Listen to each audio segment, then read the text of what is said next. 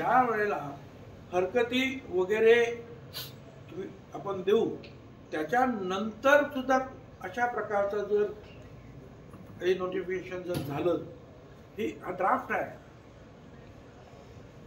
हा अध्यादेश तर नाहीच, हा नोटिफिकेशनचा एक मसुदा आहे. अध्यादेश या कसला अध्यादेश? हा अध्यादेश नाही, हा नोटिफिकेशनचा एक मसुदा आहे. तो मसुदा 16 तारखेपर्यंत आपण सगळ्यांनी, बरोबर आहे की चूक आहे, जे काय म्हणायचं तुम्हाला चुकीचं असेल, ऑब्जेक्शन्स विशेषतः त्याच्यावर घेता येणार. त्याच्यानंतर मग शासन ठरवतं. ते जर ठरलं त्याच्यानंतर मग पुढच्यात जाता येईल. तोपर्यंत या संदर्भामध्ये मी उद्या 5 वाजता B6 सिद्धगड हे जे माझं सरकारी निवासस्थान आहे त्या ठिकाणी या संदर्भातील ते ओबीसी असतील, दलित आदिवासींना सुद्धा त्यांचे सुद्धा नेते येऊ शकतात, पण विशेषतः ओबीसी नेते ते कुठल्याही पक्षाचे असतील किंवा पक्षाचे नसतील, कुठल्या संघटनेचे असतील किंवा नसतील, त्यांनी कृपया पक्षाचा व इतर संघटनेचा अभिनिवेश सोडून या कामासाठी कृपया उद्या 5 वाजता B6 सिद्धगड बंगला जो आहे त्याच्यावर यावं, आपण चर्चा करूया. याच्यामध्ये कुठल्याही पक्षाला कमी लेखण्याचा, जास्त लेखण्याचा असा प्रयत्न नाही. केवळ ओबीसी आणि ओबीसी या विषयावर आणि ह्या सगळे जे काही चाललेलं आहे याच्यावर पुढची काय कारवाई आपण करायची, काय स्टेप्स घ्यायचे आहे, काय वकिलांशी आम्ही अजूनही चर्चा करणार आहोत. आणि त्या संदर्भामध्ये मग आम्ही जो आहे उद्या एकत्रित बसून पुढचा निर्णय घेऊ. ज्यांची घरं दारं जाळली त्यांच्यावरचे गुन्हे मागे घ्या. ज्या पोलिसांवर हल्ले केले, जखमी केले, त्यांचे गुन्हे असेच मागे घ्या.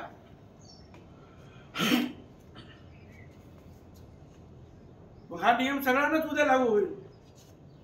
कुणी अशा मागण्यांसाठी जर पोलिसांना मारलं, कोणाची घरं जाळली आंदोलन म्हणून, गुन्हे मागे घ्या.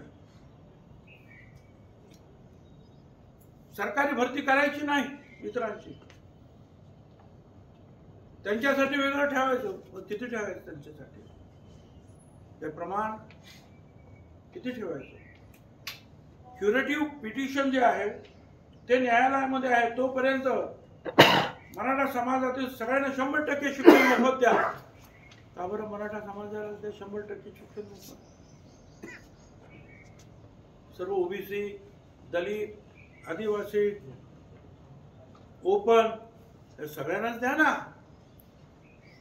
सगळ्यांनाच द्या. ब्राह्मण समाजाला सुद्धा द्या, सगळ्यांनाच द्या, फक्त एकालाच द्या. कशासाठी? हे सगळे सोयरे जे आहे हे कायद्याच्या कसोटीवर अजिबात टिकणार नाही असं माझं मत आहे. यामध्ये मराठा समाजाला सुद्धा मला त्यांच्या निदर्शनास आणून द्यायचं आहे. हे ठीक आहे की तुम्ही ओबीसीच्या 17, 18, 19% जे काय आरक्षण शिल्लक राहिलंय त्याच्यामध्ये येण्याचा आनंद तुम्हाला मिळतोय, तुम्ही जिंकलात असं तुम्हाला वाटतंय. पण तुम्ही दुसरी एक बाजू लक्षात घ्या की या 17% मध्ये आता जवळजवळ 80-85% लोक येतील. म्हणजे शेड्यूल कास्ट, शेड्यूल ट्राईब तर वेगळे आहेत, पण हे 54%, तुम्ही 21% जर म्हटला तरी ते 75%. हे सगळे जे आहेत एकाच ठिकाणी येते. EWS खाली तुम्हाला आतापर्यंत जे केवळ 10% आरक्षण तुम्हाला मिळत होतं की ज्याच्यामध्ये 85% आरक्षण, त्या 10% मध्ये 85% आरक्षण मराठा समाजाला मिळत होतं, ते आता यापुढे मिळणार नाही. ओपन मध्ये जे उरलेले 40% होते त्याच्यामध्ये तुम्हाला परत आरक्षण मिळत होतं, ते सुद्धा तुम्हाला आता मिळणार नाही. म्हणजे एकूण 50% तुम्ही खेळत होता. 10% EWS आणि उरलेले 40%. त्या 50% तुम्हाला संधी होती. ती संधी गमावून तुम्ही, आणि तिथे दुसरं कोणच नाहीये त्या 50% शेड्यूल कास्ट नाही, शेड्यूल ट्राईब नाही, ओबीसी नाही, जवळजवळ 74% समाज हा तिथे नाहीच. त्या 50% फक्त मोठा मराठा समाज, 2-3% असलेला ब्राह्मण समाज आणि लहान लहान समाज, एखादा जैन वगैरे असे काय असेल तर, ह्या सगळ्यांवर आता पाणी सोडावं लागेल. आणि 17% असलेले जे शिल्लक आहे त्या 374 जातींबरोबर जे आहे तुम्हाला जगावं लागेल. म्हणून ठीक आहे, ओबीसीचं आरक्षण त्याला धक्का लागणार नाही, धक्का लागणार नाही असं म्हणत बॅकडोर एंट्रीनं जे आहे ते प्रयत्न करतात, येतात. पण त्याच्यामुळे तुम्ही 50% जे तुमची संधी होती ती तुम्ही गमावून बसता, हे सुद्धा तुम्हाला विसरता येणार नाही. अनेक गोष्टी त्याच्यामध्ये आहे. जात ही जन्माने येते, ते एखाद्याच्या शपथपत्राने येते का, किंवा एखाद्याच्या ॲफिडेव्हिटने येते जात बदलता येते. जात मुळात जन्मानं माणसाला मिळत असते. म्हणून असं जर कोणी म्हणत असेल की आम्ही 100 रुपयाचं पत्र देऊ किंवा असंच पत्र देऊ आणि आमची जात झाली, अजिबात हे होणार नाही. हे कायद्याच्या विरुद्ध होईल.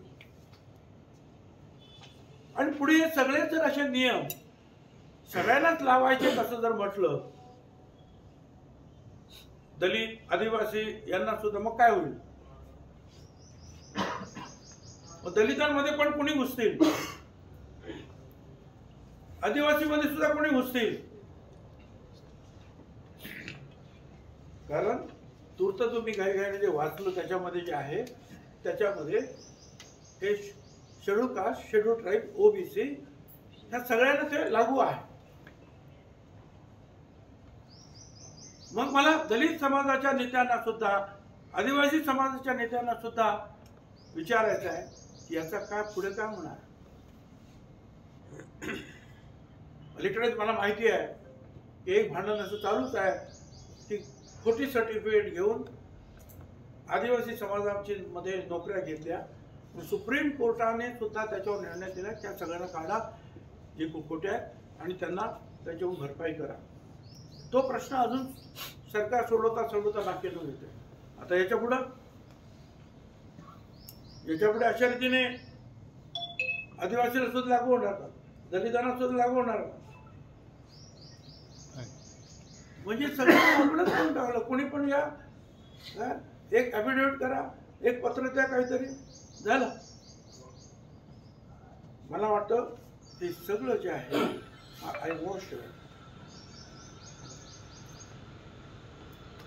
ओबीसीवर अन्याय केला जातोय, मराठ्यांना फसवलं जात आहे. याचा अभ्यास आपल्या सगळ्यांना करावा लागेल. असं आहे की तूर्त असं वाटतंय की मराठा समाजाचा विजय झाला असं वाटतंय, परंतु मला काही तसं काही पूर्णपणे काही वाटत नाही. एक तर अशा रीतीचे झुंडशाहीने अशा प्रकारचे नियम कायदे हे बदलता येत नाही. आम्ही सुद्धा शपथ घेताना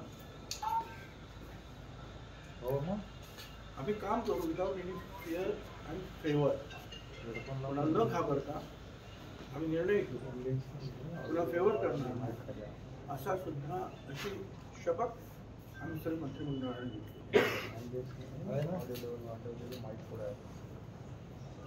आता ही जी आहे ही एक सूचना आहे, नोटीस आहे. याचं रूपांतर नंतर होणार. 16 फेब्रुवारीपर्यंत जे आहे त्याच्यावर हरकती मागवण्यात आलेल्या आहेत. महाराष्ट्रातील ओबीसी समाजाच्या आणि इतर समाजाच्या जे वकील असतील, सुशिक्षित असतील, त्याने या सगळ्याचा अभ्यास करून या अशा प्रकारच्या हरकती ह्या ताबडतोब पाठवण्यासाठी प्रयत्न करावे. लाखोच्या संख्येने हरकती सरकारकडे पाठवून द्यावं. ओबीसी समाजाच्या सर्व कार्यकर्त्यांनी सुद्धा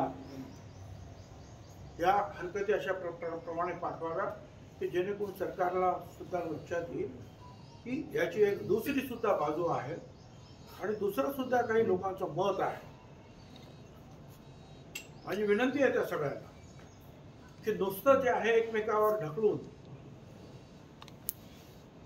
किंवा चर्चा करून होणार नाही, प्रत्यक्ष कृती करावी लागेल. तुम्हाला याच्यावर हरकती घ्याव्या लागतील. आमची नाराजगी जी आहे, मी आत्ताच काय मी माझ्या रॅलीजमध्ये सुद्धा मी बोलून दाखवतो. अशा रीतीने कुणाचे ठीक आहे, उद्या आणखीन कोणतरी असे लाखो लोक घेऊन येतील, मग आपण कायदे बदलणार का? उद्या लाखो लोक घेऊन येतील, सिंग आम्हाला दलितांमध्येच घ्या, आम्हाला आदिवासींमध्येच घ्या, आपण करणार. हे सगळं जे झालेलं आहे, मराठा समाजातील सुद्धा जे विचारवंत आहेत, जे नेते आहेत, त्यांनी या सगळ्या गोष्टीचा विचार करावा की आपण त्या आरक्षणाच्या बाबतीमध्ये एका समुद्रात पोहत होतो. हे मराठे सगळे मराठा समाज म्हणजे 50% तो आता एका विहिरीमध्ये या 17% बरोबर पोहण्यासाठी. धन्यवाद. आगामी निवडणूक